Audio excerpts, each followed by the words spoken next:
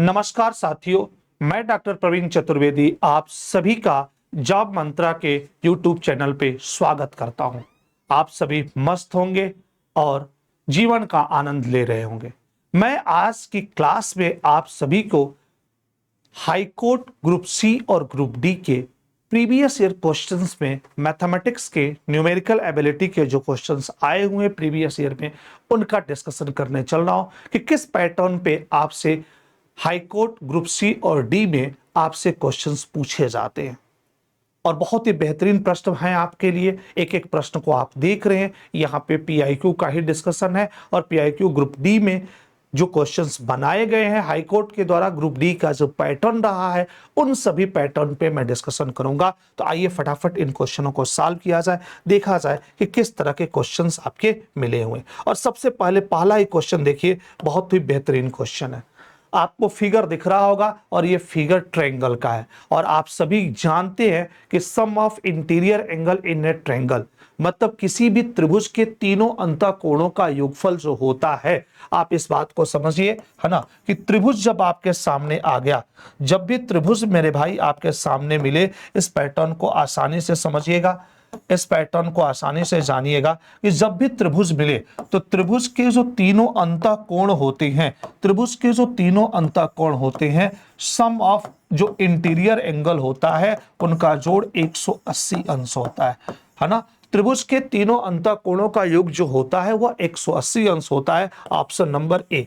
जिस तरह से चतुर्भुज के पे 4 कोण होते हैं, त्रिभुज में 3 कोण होते हैं। तो त्रिभुज में 3 कोण होते हैं और तीनों कोण का जो योग होता है, मतलब जो फिगर दिया है, एंगल ए हुआ, एंगल बी हुआ, एंगल सी हुआ, ठीक है ना। तो angle A plus angle B plus angle C मेरे भाई ये कितना डिग्री होगा? 180। अगर यही चतुर्भुज पूछता, चतुर्भुज अगर आपसे पूछ देता, क्या पूछ देता? चतुर्भुज पूछ देता, तो इसका सम ऑफ इंटीरियर एंगल 360 डिग्री हो जाता। कितना डिग्री हो जाता?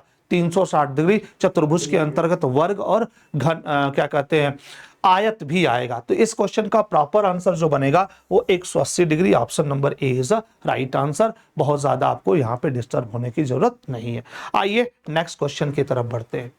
अगला क्वेश्चन दिया गया है, नीचे संख्या पंक्ति पर 3 कहां आएगा? बोला है Where will 3 appear on the number line provided by below? आप यहाँ पे जो देख रहे हैं, जो नंबर लाइन का जो इंक्रीजेशन है वह क्या है? कभी भी नंबर लाइन की जो इंक्रीजेशन होती है, अगर आप यहाँ पे देखें तो जो 0 है, इधर जो टर्मिनेशन पॉइंट होता है, मतलब इंटीजर्स जो होते हैं वह एक एक जुड़ते हुए जाते हैं। एक एक क्या होते हैं? जुड़ते हुए जाते हैं, है ना। देखिए 0 के दाहिनी तरफ एक एक जुड़ता जाता है, 0 के बाई तरफ जो होता है एक एक माइनस होते जाता है, एक एक क्या होता है? माइनस होते जाता है। ये ग्रुप बनता है। अब अगर मैं बात करूं पैटर्न वाइज, एक एक लॉजिक को लेके चलो कि भाई यहां पे जो 3 अपीयर होगा वह कहां पे अपीयर होगा, तो समझिए, अगर मैं कहूं -1 -2 -3, है ना, -4 इस पैटर्न पे आएगा। तो 3 का जो अपीयरेंस होगा पैटर्न वाइज अगर देखा जाए, अगर मैं यहां पे पैटर्न पे लेके आऊं तो 3 का अपीयरेंस जो होगा वो डी बिंदु पे होगा। किस बिंदु पे होगा? डी बिंदु पे होगा। एक एक जो 3 का इंक्रीजेशन होगा, एक एक पॉजिटिव लेके जाएंगे तो 3 जो होगा वो डी के साथ आएगा। तो इसका ऑप्शन नंबर डी बन जाएगा। चलिए आइए, एक फिगर दिख रहा होगा। फिगर में हमको ये बोला गया है कि in the given grid in each sequence, etch square, sequence नहीं है, स्क्वायर है, etch square represent an area of 1 square centimetre. 1 square centimetre जो है, एक जो ग्रिड है, एक जो स्क्वायर है, एक वर्ग का जो एरिया दी गई है वह 1, है ना, सेंटीमीटर स्क्वायर है। अगर एक कंप्लीट फिगर है, एक वर्ग है, तो उसका जो क्षेत्रफल दिया है 1 सेंटीमीटर स्क्वायर दिया है। ठीक है बेटा।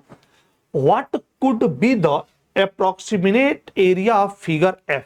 जो ये फिगर दिया गया है, इस फिगर की जो ये कवर्ड डाटा है, कवर्ड एरिया है, इसका क्षेत्रफल क्या होगा? तो इसमें मैं देखूंगा कि कितने कंप्लीट स्क्वायर हो रहे हैं, कितने कंप्लीट स्क्वायर। तो देखिए ये पूरा कंप्लीट स्क्वायर है, ये पूरा कंप्लीट स्क्वायर है, 2 हुआ, ये तीसरा कंप्लीट स्क्वायर, ये चौथा कंप्लीट स्क्वायर। तो 4 कंप्लीट स्क्वायर है, तो इनकी एरिया पहले 4 हो गए। ये 4 कंप्लीट स्क्वायर है तो इनकी एरिया 4 हो गई। अब यहाँ पे देखिए जो कंप्लीट स्क्वायर नहीं है उनकी अगर मैं काउंटिंग करूं तो 1 दिख रहा है, 2 दिख रहा है, 3 दिख रहा है, मगर जो कंप्लीट नहीं है अगर उनकी चर्चा करो तो मुझे ये दिख रहा है, एक ये दिख रहा है, एक ये दिख रहा है, 2 ये एक दिख रहा है, 3 ये एक दिख रहा है, 4। ये 4 पैटर्न बना है और छोटे छोटे भी कुछ दिख रहे हैं, जैसे यहां दिख रहा है, यहां दूसरा वाला दिख रहा है, यहां पे तीसरा दिख रहा है, या चौथा पे दिख रहा है, ठीक है ना। तो ये कंप्लीट नहीं है। तो इसको कंप्लीट करने के लिए, अब इस फिगर को कंप्लीट करने के लिए, इस फिगर को कंप्लीट करने के लिए ये ले लिया जाएगा, ये वाला पोर्शन। उसी तरह से इस फिगर को कंप्लीट करने के लिए ये ले लिया जाएगा, ठीक है ना। और इस फिगर को कंप्लीट करने के लिए ये वाला पोर्शन, मतलब आपको एक एक फिगर कंप्लीट कराएगा। तो पैटर्न वाइज अगर दे दूं, एक इसको ले लेता हूं, ठीक है भाई, अगर इसको इसके साथ ले लेता हूं, इसको इसके साथ, इसको इसके साथ, मतलब यहां पे भी मैं फिगर कंप्लीट करूं तो मुझे 4 फिगर मिल रहे हैं। 4 फिगर का कॉन्सेप्ट मिल रहा है, एक इधर मिल गया, दूसरा यहां मिल गया, है ना। अगर मैं तीसरा, अगर इसको क्योंकि देखिए फिगर ही ऐसा है जिसको आपको एडजस्ट करना पड़ेगा। तीसरा इसको कंप्लीट करा देता हूं और चौथा इसको कंप्लीट करा देता हूं। 4 फिगर कंप्लीट हो रहे हैं, मतलब 4 स्क्वायर यहां पे मिल रहे हैं। तो 4 फुल वाले हो गए और 4 एडजस्ट करके हो गए, तो 4 + 4 कितना होगा, 8। मतलब 8 सेंटीमीटर स्क्वायर इसकी अप्रॉक्स एरिया हो जाएगी, क्योंकि पूरा फुल एरिया तो हम नहीं एडजस्ट कर सकते, एक्यूरेट एरिया, लेकिन अप्रॉक्स में हम ये कर सकते। 4 कंप्लीट फिगर है और 4 जो है जोड़ ओढ़ के चीजों को सेट किया गया, 4 वो कंप्लीट स्क्वायर है। तो 4 स्क्वायर + 4 स्क्वायर 8 स्क्वायर, और एक स्क्वायर की एक वर्ग का क्षेत्रफल 1 है। तो 4 + 4 आपके पास कितना हो जाएगा, option number D is the right answer. Option number D यहां पे भी आपको क्वेश्चन के रूप में मिलेगा। चलिए नेक्स्ट क्वेश्चन की तरफ बढ़ते हैं बेटा। एक अपार्टमेंट के पानी टंकी की क्षमता, कोई अपार्टमेंट है आपके मकान पे या आप जहां पे भी रहते हैं, आजकल आप जानते ही होंगे, पहले तो गांवों में नल वल होता था तो वहां पे टंकी की कोई आवश्यकता नहीं पड़ती थी। आजकल गांवों में भी टंकी हर एक मकान पे आपको मिल जाएगा। तो एक नॉर्मल सी बात की गई है, कहा गया है कि एक अपार्टमेंट के पानी टंकी की क्षमता 300 लीटर है ना। पानी की जो टंकी रखी गई है उसकी कैपेसिटी 300 लीटर दी गई है। इस तरह की 25 टंकियों को भरने के लिए कितने लीटर पानी की आवश्यकता होगी, तो आप सीधे कर दीजिए 25 × 300। तो 25 × 300 कितना हो जाएगा, 25 × 75, ये जो वैल्यू होगी 7500 litre. Option number C is the right answer. तो इस क्वेश्चन का ऑप्शन नंबर सी बना लीजिए, ये इस क्वेश्चन का राइट और जेन्युइन आंसर होगा जो आपके सामने मौजूद है। तो ज्यादा दिक्कत का सामना यहाँ पे भी आपको नहीं करना है। अगला क्वेश्चन है, तनु का आईपैड, तनु के पास कोई आईपैड है ना। तनु का आईपैड 99 सेंटीमीटर लंबा है। इसकी लेंथ जो दी गई है वह सेंटीमीटर में दी गई है, 99 सेंटीमीटर। सेंटीमीटर को मीटर में बदलने से उसकी सहायता करें। अब इस सेंटीमीटर को मीटर में बदलना चाहती है, तो आप सबको पता है, नहीं पता इस बात को लिख लीजिएगा कि 1 मीटर की जो वैल्यू होती है, 1 मीटर इज इक्वल टू मेरे लाल 100 सेंटीमीटर होता है।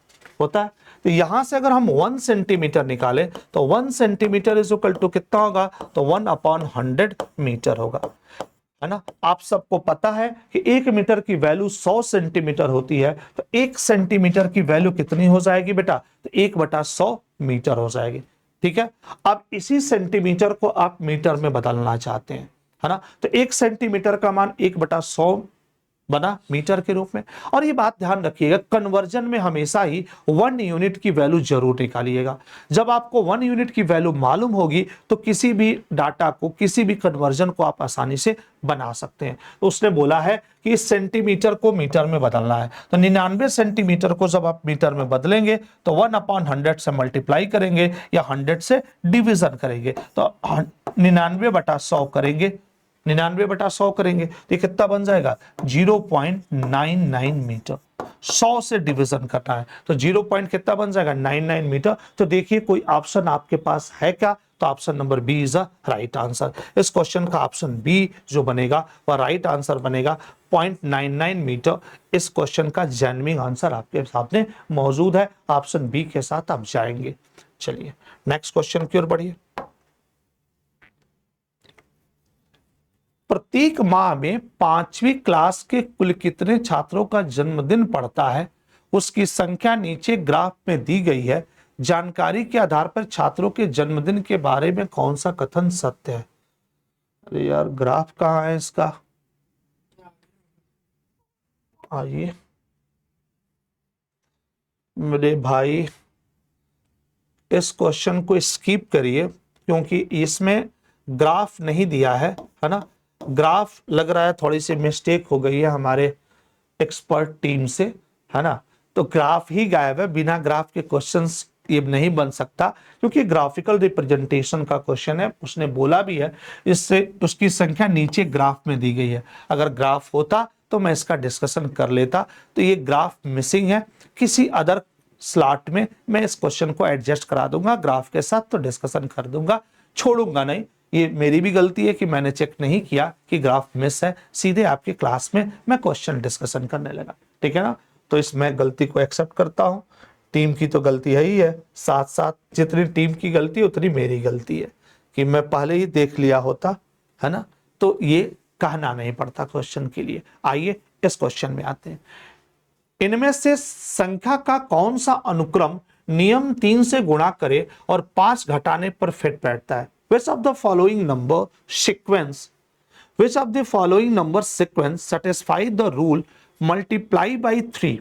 मतलब किसी संख्या में पहले 3 से गुणा किया जाता है, उसके बाद 5 माइनस किया जाता है तो वो सीक्वेंस मिलता है। ये आपके पास स्ट्रक्चर देखना, ये 4 है। आइए पहला वाला ऑप्शन उठाते हैं। पहले वाले में है 1 है, 3 है, 9 है, 27 है। पहला ऑप्शन ये है। तो बताइए 1 में 3 से गुणा करेंगे तो 1 में 3 से गुणा करेंगे, बेटा 1 में 3 से गुणा करेंगे तो 3, 3 में से 5 घटाएंगे तो -2 आएगा और इन्होंने कितना रखा है? 3 रखा है। इसका मतलब कि पहला वाला ऑप्शन गलत हो जाएगा, ये इस डाटा पे, इस सीक्वेंस पे सेटिस्फाई नहीं होता। आइए दूसरा स्ट्रक्चर उठाते हैं। दूसरा स्ट्रक्चर क्या है हमारे पास? दूसरा है 1 है, 1 के बाद 4 है। अच्छा 1 में 3 से गुणा करते हैं तो 1 गुणे 3 कितना हो जाएगा? 3 माइनस 5। तो बेटा ये क्या बना? 3 में से 5 गया, -2 आया। जबकि इनका जो दूसरा स्टेप है क्या है? 1 के बाद ये 4 ला रहे हैं। इसका मतलब ये भी हमारे इन दिए गए रूल पे फिट नहीं बैठता। अच्छा तीसरा उठाते हैं। यहाँ पे 3 दिया है तो बेटा ये क्या बन गया? 3 × 3 9, 9 में से 5 घटा कितना आएगा? 4 आएगा। तो चलिए भाई तीसरा वाला दूसरा स्टेप तो सही हो गया, दूसरा स्टेप सेटिस्फाई हो रहा है। अच्छा फिर चलिए 4 में 3 से गुणा करिए, 4 × 3 12 -5 क्या मिल जाएगा? 7। ये वाला भी स्टेप सही है, ये सीक्वेंस अभी तक सही लग रहा है। अच्छा भाई 7 पे आइए। 7 में 3 से गुणा के 70 का 21, 21 में से 5 घटा दीजिए, कितना मिल गया? 16।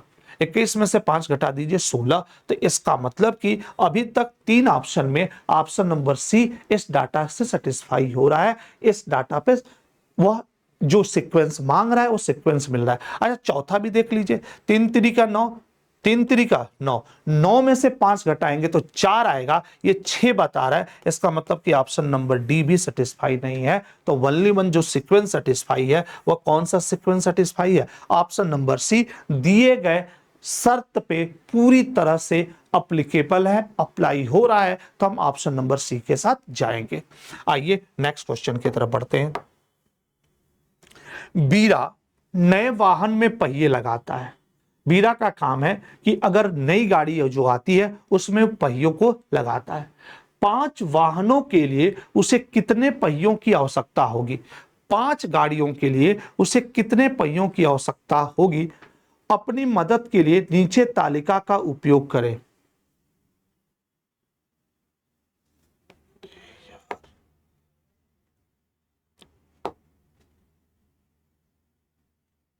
यहां भी तालिका गायब है यार। 5 वाहनों के लिए उसे कितने पहियों की आवश्यकता होगी? अपनी मदद के लिए नीचे तालिका का उपयोग करें।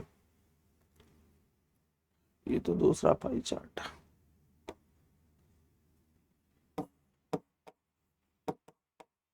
यहां पे भी टेबल नहीं है मेरे पास भाई। ये भी डीआई टाइप का क्वेश्चन है। टेबल रहता तो पता है, बट ये अगर अच्छा मैं मान लेता हूं, चलो मान लो मेरे भाई, अगर एक वाहन में 3 टायर लगते हो, है ना। एक वाहन में सपोज दैट एक वाहन में अगर एक गाड़ी में कितने टायर लगते हो, कितने पहिए लगते हो, 3 पहिए लगते हो। तो 5 वाहन में कितने पहिए लगेंगे, 5 तिहाई 15 पहिए लगेंगे। अगर मान लो एक वाहन में 4 पहिए लगते हो तो 4 इंटू 5 हो जाएगा, 20 हो जाएगा। अब ये पता होता कि एक वाहन के लिए कितने पहियों की आवश्यकता होगी तो 5 में उससे गुणा कर देते, है ना भाई। अगर मैं इससे पूछा जाए पहियों की संख्या, किसकी संख्या, पहियों की संख्या, तो पहियों की संख्या के लिए वाहन की संख्या इंटू एक वाहन में पहिया, एक वाहन में पहिया। अब इस क्वेश्चन का मैं राइट आंसर इसलिए नहीं बता पा रहा हूं क्योंकि मेरे पास तालिका मौजूद नहीं है कि उस तालिका में कितने, तालिका से क्लियर हो जाता कि एक वाहन में कितने पहिए होंगे। अगर मैं मान लो अगर तालिका में दिया होता कि एक वाहन में 3 पहिए होंगे तो आंसर कितना हो जाता, 15 हो जाता। और मुझे लग भी रहा है कि इसका जो भी आएगा ऑप्शन ए ही आना चाहिए क्योंकि जो भी आंसर बनेगा ना वह 5 का मल्टीपल होना चाहिए। इतना मैथ पढ़ते पढ़ते या पढ़ाते हुए आपको भी पता होगा कि भाई अगर 5 वाहन है तो वो मल्टीपल ऑफ 5 होना चाहिए, और मल्टीपल ऑफ 5 जो है ना ये है ना ये है ना ये है। अब एक वाहन में 1.5 पहिया थोड़े लगेगा, पहिए की संख्या जो होगी वो कांस्टेंट होगी, है ना। अब टेम्पू है तो टेम्पू में 2.5 पहिया लगाओगे। टेम्पू जो होती है 3 चक्के वाली, 4 चक्के वाली, ज्यादातर टायर गाड़ियां तो हम 4 चक्के वाली देखते हैं, लेकिन 3 चक्के वाली भी तो होती है, जैसे रिक्शा हो गया। टेम्पू जो होता है ना 3 चक्के वाला, हो सकता है टेम्पू की बात कर रहा हो। तो एक टेम्पू में 3 चक्के होंगे तो भाई 5 टेम्पू में कितने चक्के होंगे, 15। तो कॉमन सेंस के आधार पे हम ऑप्शन नंबर ए के साथ चलना है। हाँ, लेकिन वाहन के पहिए में वाहन में पहिए की संख्या से ही ये क्वेश्चन एडजस्ट होगा। आइए, नीचे दिए गए पाई चार्ट का आइटम लगभग 25% निरूपित करता है। Which item in the pie chart below represent approximately 25%? Approximately 25%। तो देखो बेटा, कोई भी पाई चार्ट जो होता है ना वह 100% होता है। कोई भी पाई चार्ट जो ये सर्किल होता है परसेंटेज में जो होता है वह क्या होता है, 100% होता है। परसेंटेज में कितना परसेंट होता है, 100% होता है। जबकि एंगल की बात किया जाए, एंगल कोण की बात किया जाए तो कोण में वह 360 डिग्री होता है। कोई भी पाई चार्ट बेटा इतना ध्यान रखना प्रतिशत में कितना होता है, 100%। और जब एंगल में रिप्रेजेंट किया जाता है तो कितना डिग्री रिप्रेजेंट किया जाता है, 360 डिग्री। 360 डिग्री का रिप्रेजेंटेशन होता है।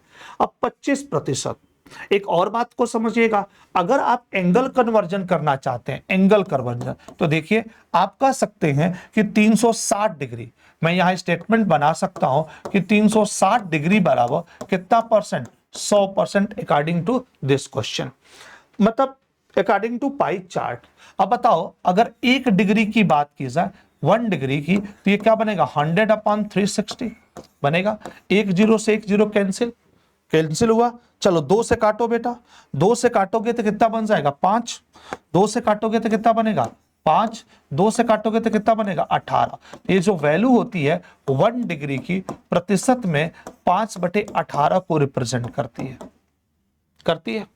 या 1% का मान निकालोगे तो 360/100, 1 0 से 1 0 कट जाएगा, कितना बनेगा, 3.6%, सॉरी 3.6 डिग्री। तो 1% का मान अगर 100 से डिवीजन करोगे तो 3.6 डिग्री हो जाएगा। अब चलिए, अब 25% की बात कर रहा है। अगर मैं कहूं एंगल की बात करो तो एंगल में हमेशा इस बात को ध्यान रखिएगा, 25%। अगर 25% को मैं 25% को एंगल में बदलूं, 25% को एंगल में बदलूं, तो अभी मैंने ये बताया आपसे कि बेटा 1% का जो मान होगा जब इसमें 100 से डिवीजन होगा तो 3.6 डिग्री हो जाएगा। कितना हो जाएगा, 3.6 डिग्री। तो एक काम करो, 25% को क्या कर दो, बदल दो, है ना, एंगल में। तो आप सीधे लिखोगे 25 इंटू 3.6 लिख लोगे। चलिए 25 से गुणा करिए, 25 छक्के 150, जीरो हासिल के रूप में 15, 25 3 75 और 15 90, मतलब 25% की एंगल में जो वैल्यू होगी वह कितनी डिग्री होगी, 90 डिग्री। कितनी डिग्री होगी, 90 डिग्री। और क्योंकि डिग्री का ही कन्वर्जन है, 90 अंश, 90 अंश। और 90 अंश कौन दिख रहा है इस पाई चार्ट पे? 90 अंश आपको कौन दिख रहा है? यही वाला पोर्शन 90 अंश बन रहा है कि नहीं? यही वाला पोर्शन 90 अंश बन रहा है, मतलब ये 90 अंश बन रहा है। इसका मतलब कि क्या कहना चाहता है ये? सार्वजनिक आवास वाला जो डाटा है वह कितना है? 90 अंश के रूप में है। तो सार्वजनिक आवास आपका राइट आंसर होगा। क्या होगा? राइट आंसर होगा। क्लियर है? या इसको ऐसे भी डायरेक्ट समझने का प्रयास करो, अगर आप थोड़ा भी अपने पैटर्न पे आओगे तो मैं अगर आपसे एक स्ट्रक्चर की बात करूं, मैं कहूं कि भाई 100% इज इक्वल टू 360 अंश कह दो, तो बताओ 25% इज इक्वल टू कितना होगा? 4 से भाग दोगे। 25% इज इक्वल टू, भाई इसमें 4 से भाग, इसमें 4 से भाग, 25% की वैल्यू कितनी होगी? 90 अंश। तो जो पाई चार्ट में जो डाटा 90 अंश को रिप्रेजेंट कर रहा है उसी डाटा की ये मांग कर रहा है। तो सार्वजनिक आवास वाला जो है वह कितने एंगल को रिप्रेजेंट कर रहा है? 90 अंश को, क्योंकि ये फिगर से ही दिख रहा है ये 90 अंश से ज्यादा, ये 90 अंश से छोटा, ये भी छोटा है, ये भी छोटा है, तो 90 अंश को यही फिगर मेंटेन कर रहा है। तो ए वाला कौन है? सार्वजनिक आवास। तो ऑप्शन नंबर ए ही आपका सही और राइट आंसर होगा। ठीक है, चलिए नेक्स्ट क्वेश्चन की ओर बढ़ते हैं। अगला क्वेश्चन आपके सामने, चलिए इस प्रश्न को समझिए बेटा। संख्या इतने को उसके निकटतम हजार के गुणांक में बदलने पर इनमें से कौन सी संख्या आएगी? संख्या कितनी है बेटा? 1035608। तो यहां आप देख रहे हैं 35,608, इसको गायब कर दीजिए। इसको अगर आप ओरली पढ़ेंगे तो ये कितना मिलेगा? 35,608।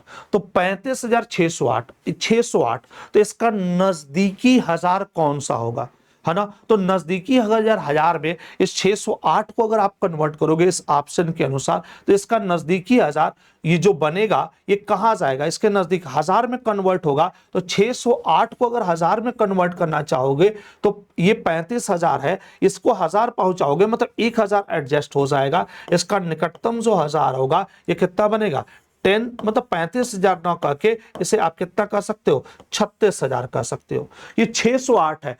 500 के बाद वाला जो डाटा है वह इंक्रीज करेगा। यही 608 नहीं होता, ये 408 होता, मैंने 500 का इधर होता, तो हम किसको निकटतम की बात करते? 35,000 की। तो ये जो डाटा है 608, ये 35,000 और 36,000 के एडजस्टमेंट के है। तो 608 है ना, तो ये 35,000 की तरफ नहीं जाएगा, इसका निकटतम कौन होगा? 36,000। तो ऑप्शन नंबर कौन हो जाएगा? B is the right answer. एकदम इजी वे में टैकल कर सकते हो, यहां दिमाग ज्यादा लगाने की जरूरत नहीं है। निकटतम 500 के इधर है, 608 की तरफ है, तो बढ़ेगा। चलिए 86 से आगे चलते हैं बेटा। उच्च माध्यमिका की एक परीक्षा, कोई परीक्षा होती है जिसमें इतने अभ्यर्थी शामिल हुए। शामिल होने वाले अभ्यर्थियों की संख्या 100,8314 है। इतने पार्टिसिपेट करते हैं, इतने बच्चे उस परीक्षा में पार्टिसिपेट करते हैं। उनमें से इतने अभ्यर्थी उत्तीर्ण होते हैं। उत्तीर्ण होने वाले अभ्यर्थियों की संख्या आपको दी गई है, वह कितनी है भाई? तो वह संख्या जो है दिया है 25 दिया है, 94 दिया है और 78 दिया है। ये पार्टिसिपेट किए, ये पास हुए हैं। तो फेल कितने हुए? दोनों को घटा दो, दोनों को घटा दो। तो 4 में से 9 गया, 14 में से 9, 14 में से 5 गया 9, 14 में से 5 गया 9। बेटा यहां पे क्या मिल जाएगा? 10, 10 में से 2 गया, आपके पास कितना आ जाएगा? 8, क्योंकि यहां से 1 जा चुका था 14 के लिए। 10 में से 2 गया, कितना हुआ? 8। यहां कितना बन जाएगा? 2, 2 अब 12 बनेगा, 12 में से 4 गया 8। यहां कितना बनेगा? 7, 7 अब 17 होगा, 17 में से 9 गया, कितना बन जाएगा? 8। यहां 9 हुआ, 9 में से 8 गया 1, और ये 9 में से 7 गया 2। देखिए कोई एक ऑप्शन है, क्योंकि वो पूछा हमसे कितने अभ्यर्थी अनुत्तीर्ण हुए, कितने अभ्यर्थी फेल हुए। तो एक स्ट्रक्चर आपके पास दिख रहा होगा 21 88 89, 21 88 89 ऑप्शन नंबर डी को मैच कर रहा है। ऑप्शन नंबर जो डी है यही राइट आंसर है, 21 88 89। ठीक है, तो ऑप्शन नंबर डी के साथ जाइए, इसका राइट एंड लॉजिकल आंसर बन जाएगा। कमल के पास इतने कार्ड है, ममता के पास इतने कार्ड है। यदि ममता अपने सारे कार्ड कमल को दे देती है तो अब कमल के पास कितने कार्ड है? जोड़ है भाई, एकदम नॉर्मल सा है। कमल के पास इतने, ममता के पास इतने, बेटा इन दोनों को आपस में जोड़ दीजिए। ये हाईकोर्ट ग्रुप डी का पेपर है और आपको नॉर्मली इस बात को समझना है कि हाईकोर्ट ग्रुप डी के क्वेश्चंस किस तरह के मैनेज होते हैं पीआईक्यू। तो आप इस तरीके से इसे मैनेज कर सकते हैं। एक जोड़ का पैटर्न हाईकोर्ट ग्रुप डी में बनाया है और आसानी से आप इसे अप्लाई कर सकते हो। तो बेटा 4 2 कितना हो जाएगा, आप कहोगे सर 6 हो जाएगा। 6 5 कितना हो जाएगा, 11 हो जाएगा, बन जाएगा, 1 बन जाएगा। 4 3 7 1 कितना हो जाएगा, 8 हासिल था तो 6 6 12 हो जाएगा। तो इसको जोड़ लिए तो आपके पास 12 816, option number B is the right answer. आसानी से बना सकते हैं। चलिए अगले क्वेश्चन में, एक मोटर बोट एक यात्रा में 6000 किलोग्राम मछली पकड़ने में सक्षम है। एक मोटर बोट जो है इतनी मछली पकड़ सकती है। यदि मोटर बोट ने 6 बार यात्रा की, एक बार की यात्रा में इतनी मछली मिलेगी, एक बार की यात्रा में 6000 मछली मिलेगी, तो 6 बार की यात्रा में कितनी मिलेगी, 6 से गुणा कर दो तो आपके पास कितना हो जाएगा, 36,000 किलोग्राम। एक बार अगर यात्रा करती है तो कितनी मछली पकड़ के लाती है, 6000।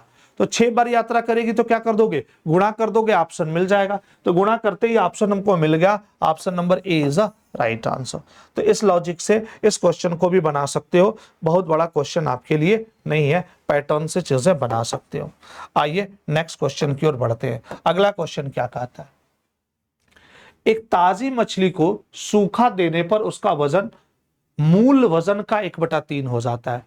जैसे आपने कोई नदी में से मछली निकाला, ताजी मछली है, तो ताजी मछली का जो वेट है जब वो मछली सूख जाती है तो उसका कितना हो जाती है, 1/3 किलोग्राम। मतलब वो 3 किलोग्राम की होती है ताजी, तो सूखने के बाद वह 1 किलोग्राम की हो जाएगी जब उसमें 1/3 से गुणा करेंगे या 3 से भाग देंगे। तो बताइए कि एक माह में माधव के पास कितनों किलोग्राम सूखी मछली होगी। माधव के पास कितना किलोग्राम सूखी मछली होगी यदि 600 किलोग्राम ताजी मछली को सुखा देता है। अगर वो 600 किलोग्राम उसके पास मछली है और इस मछली को सुखाता है तो उसके पास वर्तमान में कितनी मछली होगी। तो हम इसमें पहले 1/3 से गुणा कर दें। जैसे 1/3 से गुणा करेंगे उसका वेट जो होगा 6000 का, वह कितने में कन्वर्ट हो जाएगा, 2000 में। तो option number D is right answer. 1/3 कर दीजिए, आपके पास आंसर बन जाएगा। ज्यादा आपको जहूजत करना नहीं है। आइए नेक्स्ट क्वेश्चन की तरफ बढ़ते हैं। ये सब बहुत इजी क्वेश्चन है, पैटर्न से लगा सकते हैं, कोई बड़ी बात नहीं है। नीचे दिए गए कथनों को पढ़िए। 2 स्टेटमेंट दिया है, 2 संख्याओं का लघुत्तम समापवर्त 20 है। 2 संख्याएं पता नहीं क्या है लेकिन उनका एलसीएम 20 है। चलिए मान लेता हूं। 2 संख्याओं का एचसीएफ 50 है। चलिए इन्होंने 2 संख्याएं लिया, 2 संख्याओं का एलसीएम एक्स और वाई का एलसीएम जो था, इन्होंने कहा कि इनका एलसीएम 20 है और 2 संख्याओं का जो एचसीएफ है वो इन्होंने कहा है कि 50 है। चलिए भाई, कथन 1 और 2 का गुणनफल क्या होगा। अब देखिए आपको एक पॉइंट मिलता है, एलसीएम एचसीएफ में हम लोग पढ़ाते हैं, कहा जाता है कि 2 संख्याओं का गुणनफल, 2 संख्याओं का गुणनफल जो होता है ना, वो बराबर होता है एलसीएम इंटू एचसीएफ।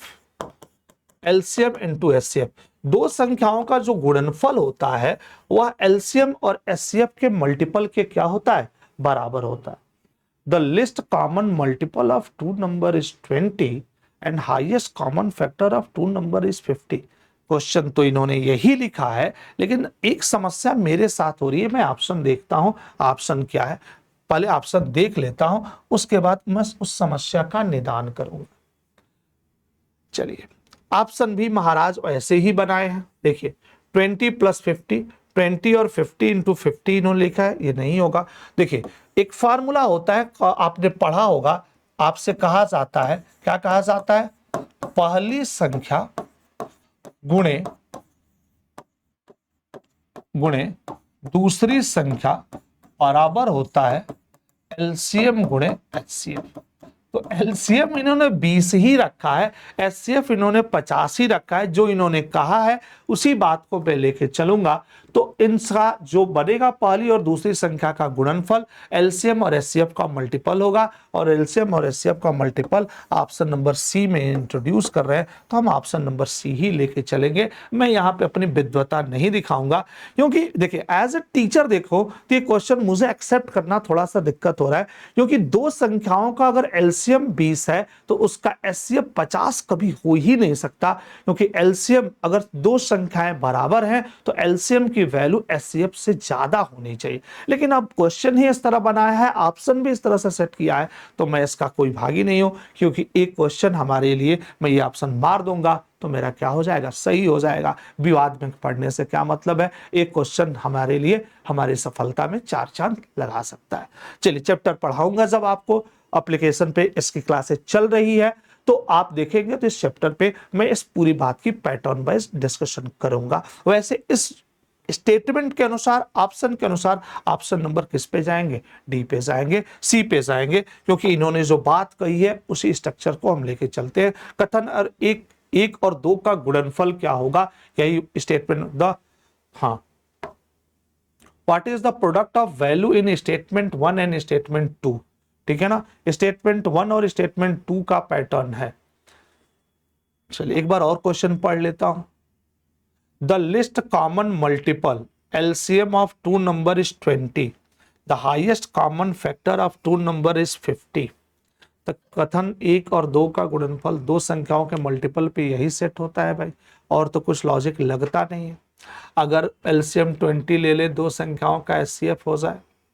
चलिए हाँ अच्छा भाई, अगर मान लो एचसीएफ अगर दो नंबर का लूं, अच्छा आओ एक और समझते हैं पैटर्न को, थोड़ा सा स्ट्रक्चर समझते हैं। अगर मैं आपसे, क्योंकि आदत ये है कि भाई लॉजिक को बिना समझे हम काम नहीं करना चाहते, ये बताओ मुझसे, अगर दो नंबर का एचसीएफ इन्होंने दिया हुआ है मुझसे 50, तो अगर मैं दो नंबर ले लूं, उस नंबर को 50x मान लूं, इस नंबर को 50y मान लूं, अगर एचसीएफ है तो अगर ये दोनों संख्याएं बराबर है तो एलसीएम हम 20 कैसे कन्वर्ट कर सकते हैं, ठीक है।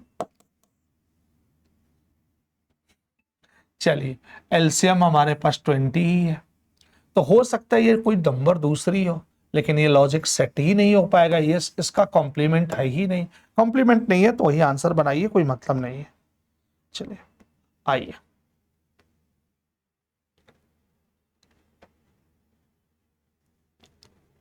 निम्नलिखित तथ्य को पढ़े। स्टेटमेंट आपके सामने दिया हुआ है, इस स्टेटमेंट को पढ़ते हैं और डिस्कशन करते हैं। क्या है, कोई भी संख्या जिसे एक या स्वयं से समान रूप से विभाजित किया जा सकता है उसे अभाज्य संख्या कहते हैं। चलिए इनकी बात मान लेते हैं। उदाहरण के लिए संख्या 5 को देखें, इसे 1 और 5 से विभाजित करने पर शेषफल आता है जब इस तथ्य के आधार पर नीचे दिए विकल्प में से दो अंक की सबसे बड़ी, अब देखिए इतना स्टेटमेंट है, दो अंक की सबसे बड़ी अभाज्य संख्या, एक स्ट्रक्चर याद रखिए, दो अंक की सबसे बड़ी अभाज्य संख्या 97 होती है। दो अंक की सबसे बड़ी अभाज्य संख्या कितनी होती है, 97 होती है। मैं एक स्ट्रक्चर आपको दे दे रहा हूं, अगर आपसे पूछे एक अंक की सबसे बड़ी छोटी अभाज्य संख्या, एक अंक की सबसे छोटी अभाज्य संख्या 2 होती है और एक अंक की सबसे बड़ी अभाज्य संख्या 7 होती है। एक अंक की सबसे छोटी अभाज्य संख्या 2 होती है और एक अंक की सबसे बड़ी अभाज्य संख्या 7 होती है।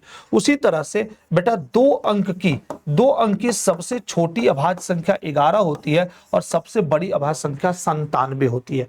उसी तरह से तीन अंक की मैंने क्लासेस में पढ़ाया है, एप्लीकेशन पे जाएंगे अगर आप लोगों ने कोर्स लिया होगा तो आप देखेंगे तो ये पूरा स्ट्रक्चर पढ़ाया हूं क्लासिफिकेशन ऑफ नंबर में, और पूरा चार्ट समझाया हूं। तीन अंक की सबसे छोटी प्राइम नंबर जो होती है वह 101 होती है और तीन अंक की सबसे बड़ी प्राइम नंबर 997 होती है। ये याद रखिए, आपको इतना बायोडाटा पढ़ने की जरूरत नहीं है। तो दो अंक की सबसे छोटी अभाज्य संख्या 97 होती है। नीचे आइए, निम्नलिखित में से किस आकृति का 5/8 हिस्सा छायांकित है। 5/8 हर के रूप में, न्यूमरेटर 5 है, डिनोमिनेटर 8 है।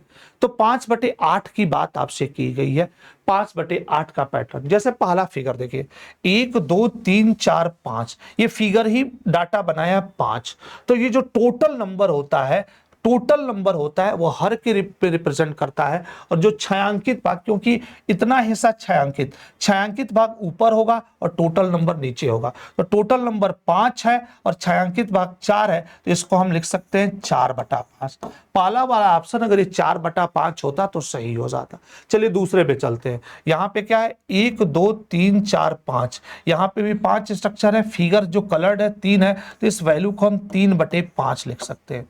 दूसरा वाला ऑप्शन जो सेट होता है वो 3/5 होता। अच्छा यहाँ पे आइए, 1 2 3 4 5 6 7 8 9 10 11 12 13 14 15 16, तो टोटल नंबर बेटा 16 हो गया। टोटल नंबर कितना हो गया, 16।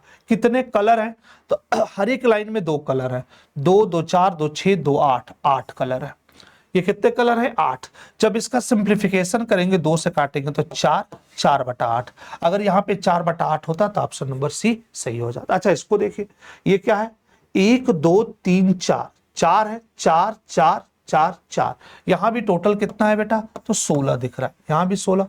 कितने कलर है, तो बेटा 3 है, 3 यहाँ पे है, 3 यहाँ पे है, 6 6 4 10, टोटल जो कलर्ड फिगर है वो 10 है। ये 10 बटा कितना बन गया, 16। और 10/16 को अगर सिंप्लीफाई करोगे तो जिसकी तलाश है वो मिल जाएगा, ये 5 ये जो फिगर एडजस्ट हो रहा है ये वैल्यू कितना बता रहा है, 5/8। Option number D is the right answer. Option D के साथ हम लोग जाएंगे। पहला आंसर कब सही होता, जब स्ट्रक्चर 4/5 होता। दूसरे की वैल्यू कितनी बन रही है, 3/5 बन रही है। तीसरे की वैल्यू 4/8 और ये 5/8। ठीक है, चलिए अगले पे आइए। निम्नलिखित तथ्य को पढ़े, एक दशमलव संख्या दशमलव पद्धति में लिखी किसी भी संख्या को संदर्भित करती है। अच्छी बात है भाई, हमारी दशमलव प्रणाली हमें एक चतुर प्रतीक जिसे दशमलव बिंदु कहा जाता है का प्रयोग कर सभी प्रकारों और सभी आकारों की संख्या लिखने की सुविधा देती है। जब आप दशमलव बिंदु से दाईं ओर बढ़ते हैं तो प्रत्येक स्थान मान को 10 से विभाजित किया जाता है। नीचे विकल्प में सबसे बड़ी दशमलव संख्या का पता लगाइए। ये सब स्ट्रक्चर होता है, दशमलव भिन्न का कॉन्सेप्ट होता है। ठीक है ना, आपसे बोला नीचे दिए गए विकल्प में सबसे बड़ी दशमलव संख्या का पता लगाइए। कौन सी सबसे बड़ी दशमलव संख्या है, आपके रूप में यहाँ पे दी गई है, पैटर्न में दिया गया है। तो जो सबसे बड़ी दशमलव की संख्या इसमें दिख रही है, गांव की तरफ पढ़िए, गांव के पैटर्न में। जैसे देखिए ये 18.001 है, तो इसकी जो वैल्यू है 18.001 है, मतलब इसकी वैल्यू जो बनेगी 1/1000 के रूप में आएगी। ये 18.8 का मतलब ये 18 रुपये 80 पैसा, इसको ऐसे आप स्ट्रक्चर दे सकते हैं। ये 18.01 इसकी वैल्यू है, पॉइंट की बात कर रहा है, तो यहाँ पे भी 3 स्ट्रक्चर, यहाँ पे भी 3 स्ट्रक्चर, तो सबसे बड़ा जो इसमें दशमलव होगा वह कितना बनेगा, 18.8। ये तो कोई सामान्य बच्चा भी बता देगा, इसमें कोई ज्यादा लोड लेने की जरूरत नहीं है। चलिए केवल भरमाया स्टेटमेंट देखे, इतना भरमना नहीं है। कथन समीकरण 1 और 2 को समान मान है। चलिए समीकरण 1 इज इक्वल टू इतना, समीकरण 2 इज इक्वल टू इतना। इक्वेशन देखा, equation 1 and equation 2 yield equal values, मतलब इक्वेशन 1 और इक्वेशन 2 की जो वैल्यूज है वो आपस में क्या है, इक्वल है। अब इक्वेशन 1 जो दिया गया है, इक्वेशन 1 को इन्होंने लिखा है 13:39, और इक्वेशन 2 जो इन्होंने आपके सामने रखा हुआ है, इक्वेशन 2 की जो वैल्यू इन्होंने इंट्रोड्यूस की है वो 26:x। ठीक है, तो चलिए इसको रेशियो में लिख लीजिए, ये रेशियो में दिया है, दोनों आपस में बराबर है, तो 13/39 बराबर है, भिन्न में लिखा 26/x। चलिए क्रॉस मल्टीप्लिकेशन करिए, क्रॉस मल्टीप्लिकेशन करेंगे 13×3=39, तो बेटा ये क्या बन जाएगा, x इक्वल टू 26 का तिगुना, और 26 का तिगुना कितना होता है, 78। 78 इज अ राइट आंसर, बन जाएगा। या कई बच्चे यहीं से पकड़ लेंगे कि जब ये दोनों बराबर हैं तो 13 के स्थान पे 26 हो रहा है, मतलब 2 गुना हो रहा है, तो 39 का 2 गुना, तो 39 का 2 गुना कितना हो जाएगा, 39 का 2 गुना 78 हो जाएगा। आपका काम खत्म, यहीं पे चीजें अप्लाई हो गई। नेक्स्ट डाटा में आइए, हैंड्सअप कंपनी ठंडे, मतलब कोई थम्सअप है, ये हैंड्सअप दे दिया है ना, Thums up company, Coca Cola की कोई ब्रांड है, मान लीजिए hands up company, manufacturing cold beverage मतलब cold drink and other drink if produce 6,000 liter of a specific brand of cold drink and every month by mixing इतना kg of sugar, if the cost of sugar is 2 rupees per kg, what is, इतना सस्ता चीनी तो कोटा पे भी नहीं मिलता है यार, 2 रुपया किलो चीनी मिल रहा है।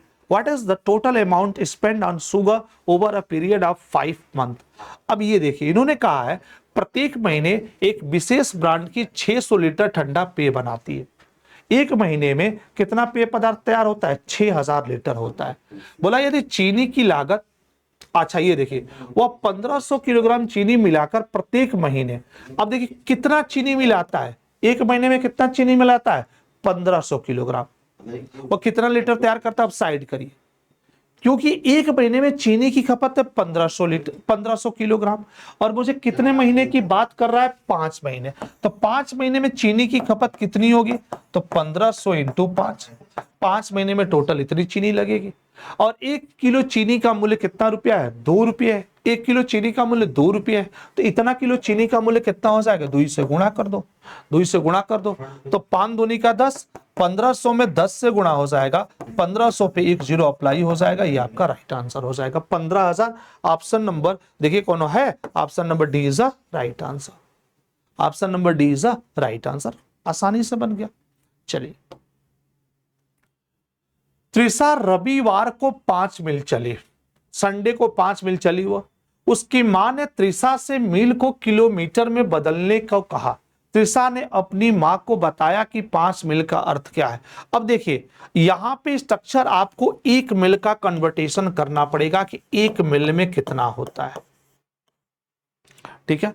तो देखिए अब यहां पे स्ट्रक्चर अगर आप समझेंगे तो 1 मील में, अगर अब यहां तो इन्होंने स्ट्रक्चर दे दिया है, लेकिन 1 मील में लगभग 5 किलोमीटर माना जाता है। 1 मील का मतलब जो होता है 5 किलोमीटर होता है। एक बार चेक कर लीजिएगा, है ना, जहां तक मुझे, क्योंकि पैमाना है, पैमाने में चीजें होती हैं, तो ये चीजें आपके पास आ जाएंगी। 1 मील की वैल्यू अगर आप देखें, चीजों को चेक कर लेंगे एक बार, मतलब 5 दशमलव कुछ होता है, लगभग के रूप में इंट्रोड्यूस किया जाता है, क्योंकि अप्रॉक्स में ही इसका आंसर आता है, ठीक है।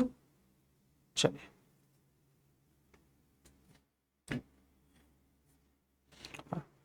मैं गलत हूं क्या? हो सकता है कि पैटर्न आप समझ सकते हैं। अच्छा, हाँ, मैं कुछ दूसरा याद कर गया। 1 मील में लगभग 1.5 किलोमीटर होता है, मतलब 1.6 के आसपास होता है ना, पूरा स्ट्रक्चर। तो 1 मील इज इक्वल टू, मुझे एक्यूरेट याद नहीं आ रहा है, आप लोग एक बार चेक करिएगा, 1.6 कुछ करके होता है, लगभग 1.5 किलोमीटर की बात होती है, क्योंकि कभी कभी फार्मूला मिस हो जाता है माइंड से। अच्छा भाई, अगर मैं बात करूं 1.6 ही ले लूं, तो 5 मील की अगर मैं बात करूंगा तो यार 5 इंटू 1.6 को लेके चलो तो कितना हो सकता है? 16 पाँचे 80। हाँ भाई, तो हम ऑप्शन नंबर बी के पास जाएंगे, 16 पाँचे 80। अब यहाँ का कुछ स्ट्रक्चर होता है, एक बार चेक करिएगा, 1 मील में जो, क्योंकि मुझे एक्यूरेट नहीं याद है, तो ऑप्शन नंबर में बी के पास जाऊंगा, है ना। चलिए, सब चीज थोड़ी याद होती है यार, कभी कभी मिस कर जाता है आदमी। 1 मील में 1.694 करके इस तरह से चीजें होती है, एक बार चेक कर लीजिएगा, कंफ्यूजन दूर हो जाएगा। तो 5 में 1.6 से गुणा करोगे तो जो डाटा आएगा 8 किलोमीटर के आसपास आएगा, तो जो आंसर होगा वो 8 किलोमीटर से थोड़ा क्या होगा? ज्यादा होगा, ठीक है। चलिए, मिल भी पूछ लेगा तुमसे। चलो, 5 लॉन्ग बोट 4 किलोमीटर प्रति घंटे की गति से यात्रा कर सकता है ना। चलो, स्पीड दिया है 4 किलोमीटर प्रति घंटा। इतना किलोमीटर की यात्रा करने में लॉन्ग बोट को लगने वाला समय, तो समय बराबर क्या होता है? टाइम इज इक्वल टू क्या होता है? Distance upon speed. Distance upon speed, भाई चाल बराबर दूरी बटा समय होता है, तो समय बराबर क्या होता है? दूरी बटा स्पीड। आप ये जानते हैं ना, स्पीड इज इक्वल टू, या आप ऐसे समझते हैं, distance is equal to speed into time होता है। तो टाइम इज इक्वल टू क्या हो जाएगा? Distance upon speed. मैंने वही लिखा है। अब ये बताइए टोटल डिस्टेंस कितना है? 123, अगर इसी 123 में मैंने किससे भाग दिया, 4 से भाग दिया, तो ये तो क्लियर है कि पूरा का पूरा नहीं घटेगा। 4 तिहाई 12, ये तो क्लियर हुआ। 30 आएगा, 30 सही 3/4 आवर्स, तो ये बना आपका 30 घंटा। और 3/4 को जब मिनट में कन्वर्ट करोगे तो 3/4 इंटू 60, 60 से इसे काटो 15, 15 तिया 45, तो इसका आंसर आएगा 30 घंटे 45 मिनट। 30 घंटे 45 मिनट। कौन नहीं है क्या भाई? 3/4 है ना भाई, 123 है। लॉन्ग बोट 4 किलोमीटर प्रति घंटे की दर से यात्रा करता है, 123 किलोमीटर की यात्रा। सही तो यार, 4 12, 30 घंटा तो सही है। 30 घंटा 15 मिनट, 30 घंटा 15 मिनट। अब देखिए यहाँ पे ऑप्शन मिस्टेक है, 2 ऑप्शन इन्होंने यहाँ पे दे दिया, 30 घंटा 15 मिनट, 30 घंटा 15 मिनट। एक ऑप्शन इसमें होना चाहिए था 30 घंटा 45 मिनट। तो किसी भी एक ऑप्शन को चेंज कर दीजिए, पहले वाली ऑप्शन को ही सुधार लीजिए। यहाँ पे 15 के स्थान पे कितना कर लीजिए, 45 कर लीजिए, क्योंकि 2 आंसर सेम नहीं हो सकते, ठीक है ना। तो 30 घंटे 45 मिनट राइट टाइम होगा, क्योंकि 3/4 जो है, 3/4 घंटे को, 3/4 घंटे को जब मिनट बदलोगे, फिर समझो 3/4 घंटे को मिनट बदलोगे तो आप जानते हो 1 घंटे में कितने मिनट होते हैं, 60 मिनट होते हैं। 4 से काटोगे 15, 15 तिया 45, तो ये आंसर होगा 30 घंटे 45 मिनट। चलिए, ये स्ट्रक्चर आपने देख लिया, स्ट्रक्चर से ही चीजों को बनाइएगा, आपको ज्यादा कंफ्यूजन नहीं होगा। अब ये फिगर स्ट्रक्चर है, अरे यार फिगर तो ऐसा दे दिया। निम्न में से किस चित्र को उल्टा 180 डिग्री घुमाने पर समान दिखाई देगा? ये तो यार रीजनिंग का क्वेश्चन है ना। वाटर इमेज और 180 डिग्री घुमाने पे, लेकिन फिगर तो ऐसा दिख रहा है, ये इसको स्किप करो यार। निम्न में से किस चित्र को उल्टा 180 डिग्री, फिगर ये क्लियर नहीं है, क्या बताऊं मैं। वैसे भी अब मैथ का टीचर ज्यादा रीजनिंग में दिमाग लगाएगा तो कंफ्यूज हो जाएगा, कोई मतलब नहीं है ना। फिगर थोड़ा बहुत होता तो मैं दिमाग लगाने का भी प्रयास करता। रीजनिंग छोड़े हुए मुझे लगभग 10 साल हो गए, क्यों फर्जी का तुम लोगों को मैं कंफ्यूज करूं। इनमें से कौन सी बिंदुवार रेखा एक सममित रेखा है? Which of this dotted lines represent a valid line of symmetry?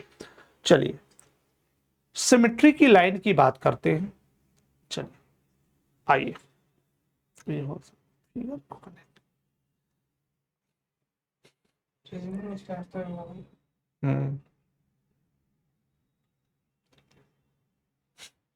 चलिए इसको भी स्किप करिए भाई, क्योंकि ये मेरे सिलेबस का नहीं है ना।